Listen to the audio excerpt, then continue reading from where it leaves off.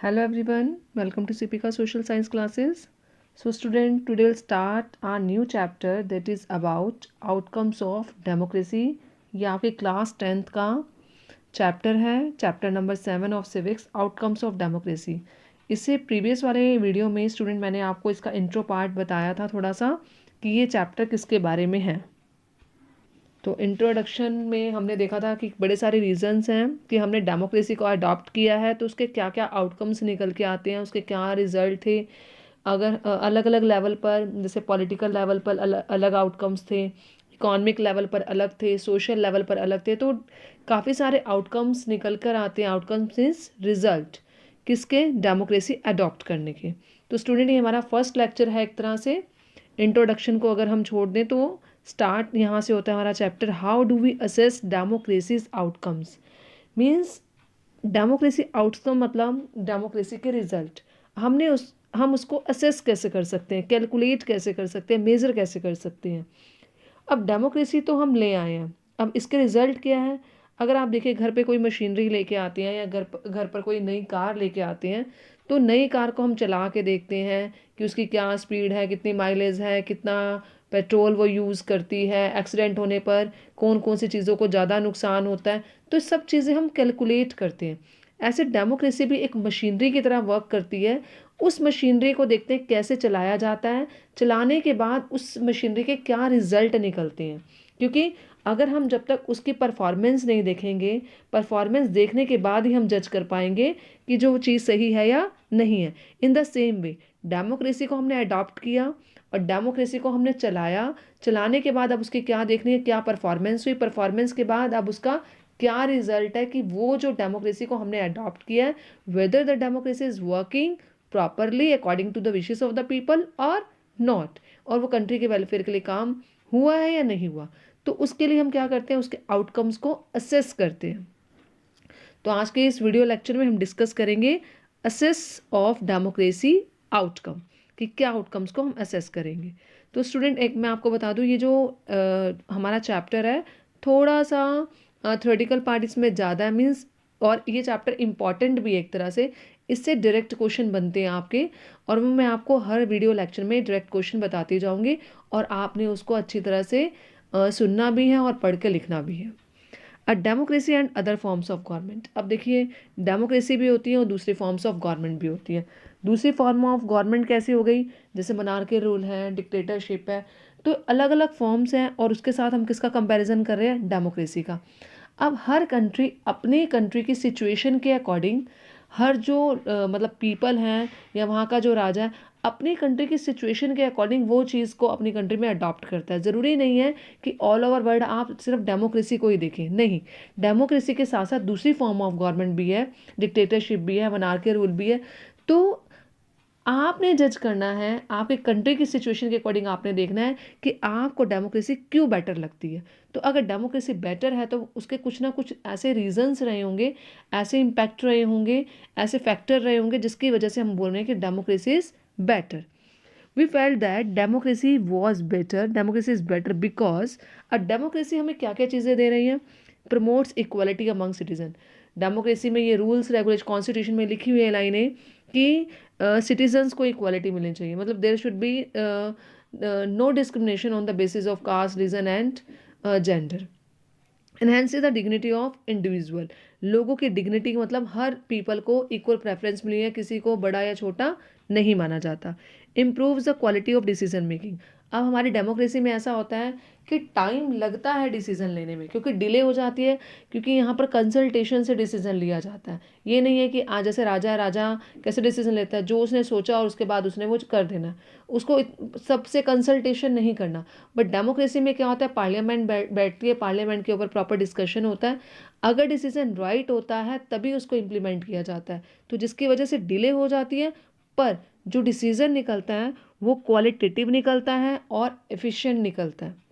Provides a method to resolve conflict. अगर conflicts हो चुके हैं तो उस चीज़ों को सॉल्व करने में भी डेमोक्रेसी एक इम्पॉर्टेंट रोल प्ले करती है। कि किसी भी टॉपिक के ऊपर अगर कोई भी कन्फ्लिक्ट हुआ है, कि अगर लगता है कि ये काम लोगों के अकॉर्डिंग सही नहीं है, तो उस कन्फ्लिक्ट को रिमूव करने में भी, उस कन्फ्लिक्ट को सॉल्व करने में भी डेमोक्रेसी इम्पॉर्टेंट रोल प्ले करती है। उसके बाद है allows room to correct mistakes. It is only in democracy that mistakes are admitted and all attempts are made to correct these mistakes। Means अगर मिस्टेक्स हो गई हैं उसको एडमिट किया जाता है, और एडमिट अगर आप कर रहे हो तो उसके बाद कुछ अटैम्प्ट्स करोगे ताकि आप उसकी करेक्शन कर सको। तो ये ऐसा सिर्फ कहाँ पर होता है, रूम फॉर करेक्शन आपको कहाँ मिलेगा, सिर्फ डेमोक्रेसी में मिलेगा। तो ये हमारे पॉइंट्स हैं, 5 पॉइंट्स हैं कि प्रमोट करती है, इक्वालिटी देती है सबको, ठीक है। और उसके बाद enhances the dignity of individual, मतलब यहाँ पर रिच और पुअर, एडुकेटेड और अनएडुकेटेड में कोई भी भेदभाव नहीं किया जाता। Improves the quality of decision making, मतलब जो भी चीज़ होती है वो कंसल्टेशन और डिस्कशन के बाद होती है, और काफ़ी सारी मिस्टेक्स हैं they are corrected in time, जिससे डिसीजन मेकिंग की क्वालिटी है वो इंक्रीज हो जाती है। Provide a method to resolve conflicts जो होते हैं उनको भी रिमूव करने में हेल्प करती है, और mistakes are admitted and all attempts are made to correct the mistakes. तो इस वजह से हम बोल सकते हैं democracy is better than any form of government. अब देखिए, due to above advantage we prefer it better. अब ये चीज़ें हम देख रहे हैं तो हमें लगता है कि हमारी डेमोक्रेसी तो बहुत अच्छी है, हमने उसको इम्प्लीमेंट किया तो डेमोक्रेसी बहुत अच्छे तरीके से वर्क कर रही है, और जो उसके रूल्स दिख रहे हैं बहुत अच्छे दिख रहे हैं हमें। रियलिटी ऑफ दिस एडवांटेज, अगर हम इन एडवांटेज की रियलिटी देखें तो democracy seen to be good in principle. अब प्रिंसिपल्स तो डेमोक्रेसी के बहुत अच्छे लग रहे हैं, but felt to be not so good in practice. पर अगर हम प्रैक्टिस में देखें तो ये उतने, रियलिटी में देखें तो उतने अच्छे रूल्स नहीं लगते हैं। क्योंकि आप देखिए, गवर्नमेंट ये बोलती है सबको इक्वालिटी है, क्या वाकई में यहाँ पर इक्वालिटी मिलती है? अगर देखें तो अगर कहते हैं एडुकेटेड और अनएडुकेटेड में या रिच और पुअर में भेदभाव नहीं होता, कह रहे हैं ये है, पर ऐसा होता नहीं है। मतलब रिच जो है they are becoming more richer and poor are becoming more poorer. तो इकॉनमिक इनइक्वालिटी कहीं ना कहीं है, और वो अभी तक रिमूव नहीं हुई है। करप्शन है वो अभी तक रिमूव नहीं हुआ। तो कुछ चीज़ें ऐसी हैं कि हमें प्रिंसिपल्स में तो बहुत अच्छी लग रही है, पर अगर हम प्रैक्टिस में देखें वो चीज़ प्रैक्टिस में कहीं इम्प्लीमेंट नहीं हो रही है। तो ये आपका क्वेश्चन जो आता है ना, ये ऐसे आएगा, इन्वर्टेड कॉमास में लगा हुआ आएगा कि democracy is seen to be good in principle but felt to be not so good in practice. क्यों? क्योंकि यहाँ पर मेजोरिटी और माइनॉरिटी में डिफरेंस हो जाता है, कई बार लोगों को इक्वल चांस नहीं मिलता, और कई बार डिफरेंसेस इतने ज़्यादा बढ़ जाते हैं दो पार्टीज़ के बीच में, वो कन्फ्लिक्ट्स इन्वॉल्व हो जाते हैं। तो कहीं ना कहीं अगर देखिए so do we prefer democracy only for moral reason. तो क्या हम सिर्फ इसके मॉरल रीजंस देखें, मॉरल रीज़न मतलब मोरालिटी बेस पे आप कंसिडर कर रहे हो, हाँ ये चीज़ सही है, मोरालिटी बेस पर सही लग रही है, पर प्रूडेंशियल रीज़न देखें, क्या कैलकुलेशन बेस पर वो चीज़ सही है? कैलकुलेट करके देखिए, आपको प्रॉफिट हो रहा है, लॉस हो रहा है, कैलकुलेशन से आपको वो चीज़ सही दिख रही है।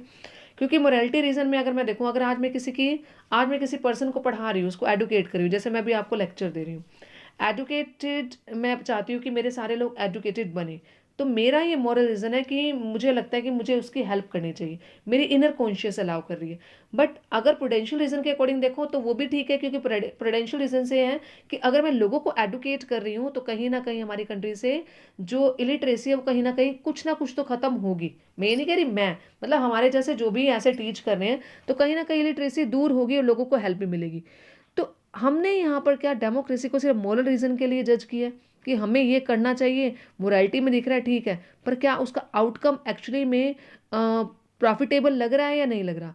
तो सो डू वी, तो इसका आंसर ये नहीं है कि हमें दोनों तरफ से देखना चाहिए कि हमारी डेमोक्रेसी है वो मॉरल रीजंस पर भी और प्रूडेंशियल रीजन पर, दोनों पे अच्छी तरह से वर्क करे और दोनों के अकॉर्डिंग काम करे।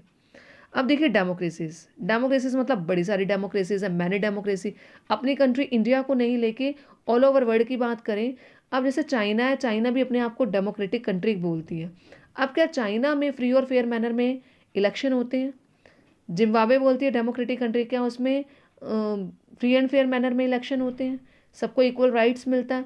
तो कहने में डेमोक्रेसी है, पर अब आप ही देखिए, हर कंट्री की जो सोशो इकोनॉमिक और पॉलिटिकल स्ट्रक्चर होता है वो अलग अलग होता है। ब्रिटेन का अलग होगा, फ्रांस की डेमोक्रेसी हमारी कंट्री की डेमोक्रेसी से अलग होगी, सबकी डेमोक्रेसी अलग होगी। तो but all this democracy are must different from each other. ये सारी डेमोक्रेसी एक दूसरे से बिल्कुल डिफरेंट है, ठीक है, किसी में क्या, क्योंकि हर पर्सन ने उस डेमोक्रेसी को अपने पॉलिटिकल, अपने सोशल कंडीशन के अकॉर्डिंग अडॉप्ट किया है और उसके अकॉर्डिंग रूल्स और रेगुलेशन बनाए हैं। हमारी कंट्री की डेमोक्रेसी दूसरी कंट्री की डेमोक्रेसी से अलग होगी, बट कुछ कॉमन पॉइंट होगा जिसकी वजह से हमने डेमोक्रेसी को अडॉप्ट किया।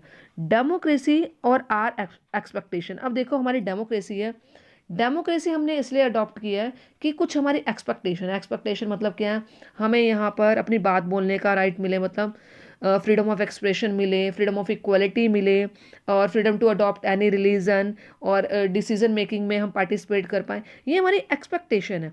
तो इस एक्सपेक्टेशन को लेकर हम डेमोक्रेसी को चूज़ करते हैं। अब democracy is just a form of government. क्या डेमोक्रेसी को एक हमने ये बोल दिया कि ये एक फॉर्म ऑफ गवर्नमेंट है, क्या इतना काफ़ी है डेमोक्रेसी के लिए कि अगर हम डेमोक्रेसी को बोल रहे हैं it is a form of government, बस इतना ठीक है? अगर हम यही चीज़ लेके चलेंगे तो no, answer will be no. एक गवर्नमेंट बनाना, डेमोक्रेटिक गवर्नमेंट बनाना, उसके लिए हम देखते हैं कि क्या ऐसे सरकमस्टांसिस हैं, कैसी सिचुएशन है जिसकी वजह से हम उसको अडॉप्ट कर रहे हैं। क्योंकि अगर हम कहें मोनार्कियल रूल को देखें, वहाँ पर हेड जो बना, आगे उसका बेटा, आगे उसका बेटा, ये चीज़ें चलती जा रही हैं, ठीक है। तो अगर उस चीज़ से सोचे तो हम क्या कहेंगे, हमारे डेमोक्रेटिक बेटर हैं। यहाँ पर जो मतलब लीडर बनता है वो लोगों द्वारा इलेक्ट किया जाता है, पीपल उसको इलेक्ट करते हैं। तो कहीं ना कहीं हमारी डेमोक्रेटिक जो है वो मोनार्कियल रूल से या डिक्टेटरशिप से हमारी डेमोक्रेसी अच्छी है। तो डेमोक्रेसी ये नहीं है कि हम टीवी पे आराम से बैठ के देख रहे हैं, अब ये बन गया है तो कल इसका बेटा राजा बनेगा, फिर उसका बेटा बनेगा, तो ये चीज़ नहीं है। हम डेमोक्रेसी में वो सिचुएशंस ढूंढते हैं जहां पर हम अपने गोल को अचीव कर सके। तो it only creates condition for achieving something. मतलब डेमोक्रेसी ने हमें बड़ी सारी सिचुएशंस दी हैं, इक्वलिटी दी है, हमारी डिग्निटी को एनहेंस करने की कोशिश की है, और जो कुछ ऐसे मेथड्स दिए हैं जहाँ पर जो मिस्टेक्स हुई हैं उसको करेक्ट कर सकते हैं, कन्फ्लिक्ट को रिजॉल्व कर सकते हैं। अब जो वो सिचुएशन दी है, डेमोक्रेसी ने वो कंडीशंस आप लोगों के लिए क्रिएट कर दी हैं। बट अब सिटीजन की ड्यूटी बनती है, citizen have to take advantage of those condition and achieve those goals. अब आपको गोल्स दे दिए हैं कि डेमोक्रेटिक कंट्री में आप रह रहे हो, तो इस सिचुएशन में आप अपने इन गोल्स को अचीव कर सकते हो। आपको अपनी बात बोलने का भी राइट है। आपका ये एक डेमोक्रेसी ने ये कंडीशन आपको दे दी है कि आपको अपनी बात रखने का राइट है, आपको डिसीजन मेकिंग प्रोसेस में अपनी पार्टिसिपेट करने का राइट है। तो अब आप सिटीजन्स ने देखना कि आप उस गोल को अचीव कर पाओगे, आप उस सिचुएशन का एडवांटेज ले पाओगे, क्योंकि कहीं ना कहीं सिटीजन्स को इन्वॉल्व होना पड़ेगा इन कंडीशंस को, इन जो सिचुएशंस को, इन एडवांटेज को यूज़फुल बनाने में। क्योंकि ये नहीं है आपको चीज़ दे दी है, अगर आप उस चीज़ का, अगर आपको कोई कार गिफ्ट करे और आप उसको यूज़ ही नहीं कर रहे हो तो आपके लिए वो वेस्ट है। कंडीशंस आपकी फैमिली ने आपको दे दी है कि आपने एक जगह से दूसरी जगह पे जाना है, तो आप कार का यूज़ करो, आपके लिए स्मूथ हो जाएगा। बट आपने कार का यूज़ किया ही नहीं, तो आपके लिए वो कंडीशंस क्या है, बेकार। इसलिए डेमोक्रेसी भी बड़ी सारी कंडीशंस देती है स्मूथ फंक्शनिंग के लिए, लोगों की लाइफ को सुधारने के लिए, उनके वेलफेयर के लिए। लोगों की ड्यूटी बनती है कि वो उन सिचुएशन को, उन एडवांटेज को यूज़ करें। तो आई होप स्टूडेंट्स आपको इस टॉपिक में क्लियर हो गया होगा कि हम डेमोक्रेसी के आउटकम्स को कैसे असेस करते हैं। डेमोक्रेसी सबसे पहले बेटर क्यों है, वो आपको कंडीशंस दी हुई हैं यहाँ पर कि डेमोक्रेसी बेटर क्यों है, 5 कंडीशंस हैं। और उसके बाद democracy seen to be good in principle, कई बारी वो प्रैक्टिस में उतनी ज़्यादा वर्केबल नहीं होती हैं। बट उसके बाद हम देखें कि बहुत सारी डेमोक्रेसी है, फिर भी हम डेमोक्रेसी को कहीं ना कहीं बेटर मानते हैं। उसके लिए क्या है कि वो कुछ सिचुएशंस क्रिएट करती हैं जिसकी वजह से हमें वो डेमोक्रेसी दूसरी डेमोक्रेसी से या दूसरी कंट्री की डेमोक्रेसी से अपनी डेमोक्रेसी बेटर लगती है। और even other forms of government से, मोनार्कियल और डिक्टेटरशिप से भी डेमोक्रेसी कहीं ज़्यादा बेटर है। तो स्टूडेंट आई होप इस टॉपिक में आपको थोड़ा बहुत क्लियर हो गया होगा। इससे जैसे मैंने अभी आपको बताया, क्वेश्चंस जो जो क्रिएट होते हैं, क्वेश्चन अभी आपको मैंने पीछे भी बताया कि democracy is seen to be good in principle but is not to be seen good in practice, ये एक आपका क्वेश्चन आ जाता है। और ये भी आ जाता है डेमोक्रेसी बेटर क्यों है, तो बताइए और उसको एक्सप्लेन कीजिए। तो आपके लिए ईजी हो जाएगा कि आप आसानी से इसको एक्सप्लेन भी कर सकते हैं 5 पॉइंट्स को। तो स्टूडेंट आई होप इस लेक्चर में आपको क्लियर हो गया। और नेक्स्ट लेक्चर में हम स्टार्ट करेंगे अपना new topic that is about, उसका डायरेक्ट क्वेश्चन आता है जैसे डेमोक्रेसी गवर्नमेंट जो है वो अकाउंटेबल है, रिस्पॉन्सिव एंड लेजिटिमेट गवर्नमेंट, ये आपका अलग अलग टॉपिक भी आ सकते हैं और एक 5 मार्क्स का क्वेश्चन भी कवर हो सकता है।